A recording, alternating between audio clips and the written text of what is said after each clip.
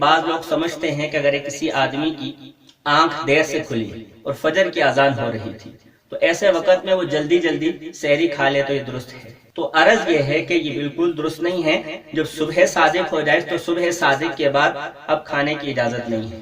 اس سلسلے میں بعض لوگوں کو ابو داؤد شریف کی ایک حدیث سے غلط فہمی لگی ہے، جس میں آتا ہے فرمایا کہ جب تم میں سے کوئی اذان کی آواز سنے اور برتن اس کے ہاتھ میں ہو تو وہ برتن کو نیچے نہ رکھے یہاں تک کہ اس سے اپنی ضرورت پوری کر لے۔ تو اس سے یہ نتیجہ نکالا گیا کہ رمضان میں اگر کوئی سحری کر رہا تھا، اذان شروع ہو گئی ہے یا اذان کے دوران ہی اس نے سحری شروع کی ہے تو وہ کھا بھی سکتا ہے۔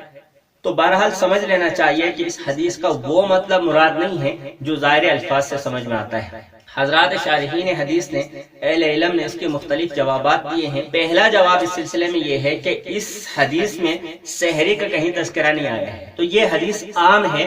عام اذان کے متعلق اصول بتایا جا رہا ہے کہ جب اذان ہو رہی اور انسان پہلے سے کچھ کھا پی رہا تھا تو اب اذان کا جواب دینے کے لیے یا اذان سننے کے لیے کھانا پینا چھوڑنا یہ ضروری نہیں ہے، بلکہ انسان کھا پی سکتا ہے۔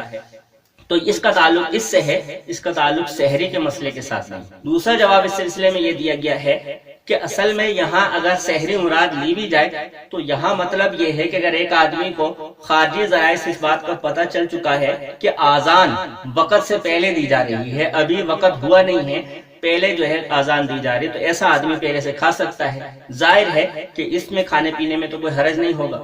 یا ایک تیسرا جواب یہ دیا گیا ہے کہ یہاں ندا اور اذان سے مراد وہ اذان ہے جو آپ علیہ السلام کے زمانے میں کسی خاص غرض کے لیے دی جاتی تھی، تو وہ چونکہ سحری کے وقت میں دی جاتی تھی تو لہذا اس اذان سے فرمایا کہ اس اذان کو جب سنو تو کھانا پینا چھوڑنے کی ضرورت نہیں ہے۔ تو لہذا اس سے فجر کی اذان مراد نہیں ہے کہ ادھر فجر کی اذان شروع ہو چکی ہو اور یہ آدمی سحری کھا رہا ہو۔